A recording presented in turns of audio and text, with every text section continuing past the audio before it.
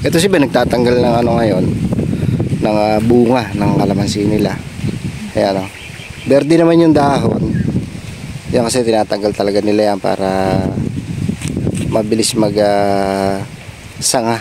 Yan ang sikreto sa mga maliliit na kalamansi para bumulas at magsupang o magusbong ng mga bago. Ito may mga bagong usbong dito.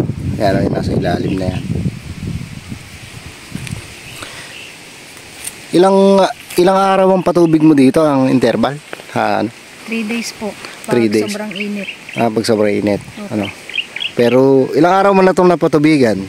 Ngayon, pan 2 days na po ito. Pan 2 days. Pero tuyo na, ano? Oh, tuyo.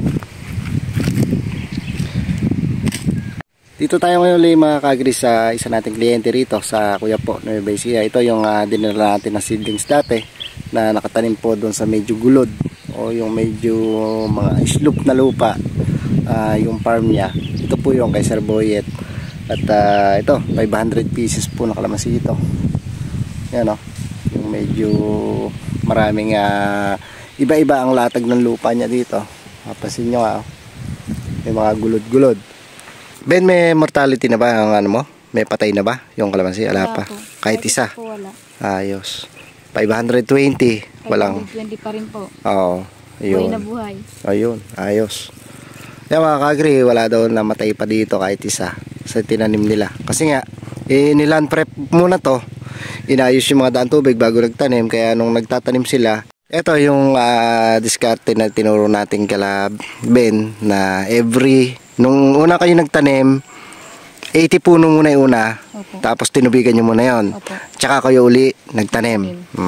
Kasi nga maganda yung ano ng kasi kung yayarin yung tanim yan tsaka nyo didiligan, ang mangyayari kasi dyan madadry ng gusto yung bagong tanim. Opo. Tama lang yung ginawa nyo na yan. Kaya sila naiwasan nila yung pagkamatay dito ng mga kalamansi tulad yan. Kahit isa wala pang mortality yan. Kasama po yung pasobra natin dyan na 20 pieces na pasobra doon sa 500 na dinala natin seedlings sa kanila mga kaagri. Ito gaganda naman nga at marami na rin mga bulaklak ito. Tinatanggal din nila Ben yung mga bulaklak na to kasi ganyan talaga yung batang kalamansi kahit na katatanim lang talagang may mga bulaklak talaga yan. Kailangan talaga tanggalin para mabilis usbong uli. Mabilis maglabas ng mga usbong yan. Diyan lang gagaling kasi yung mga bunga na yan sa usbong tulad na to. Ito magaganda naman ito mga ka-agri. Ito tulad na to. Kailangan makapag-usbong ka na marami na ganito mga ka-agri. Ganyan. Dahil tinatanggal yung mga bunga, mga bulaklak. Yan, nag-usbong ng bago. Para lumago agad. Diyan ang gagaling kasi sa usbong yung mga bunga na yan na aanihin natin. Tulad na to, daming usbong na bago to dahil tinanggal nila to yung mga ano na to, yung mga bulaklak.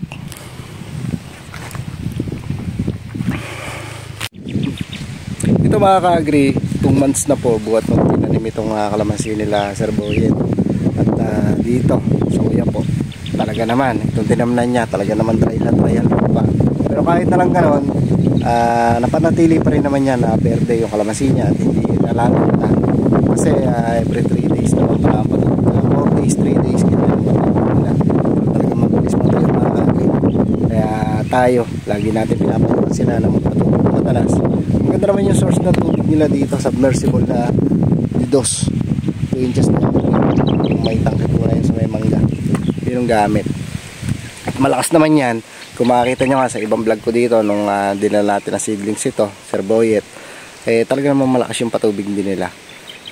Talagang makakabuhay talaga ng kalamansi yan. Pero talaga sa sobrang tigang ng lupa, sa sobrang tuyo at nagkaroon talaga natin talagang kailangan talaga natin na madalas na patubig. Kung madalang itong patubigan baka mamatay po ito.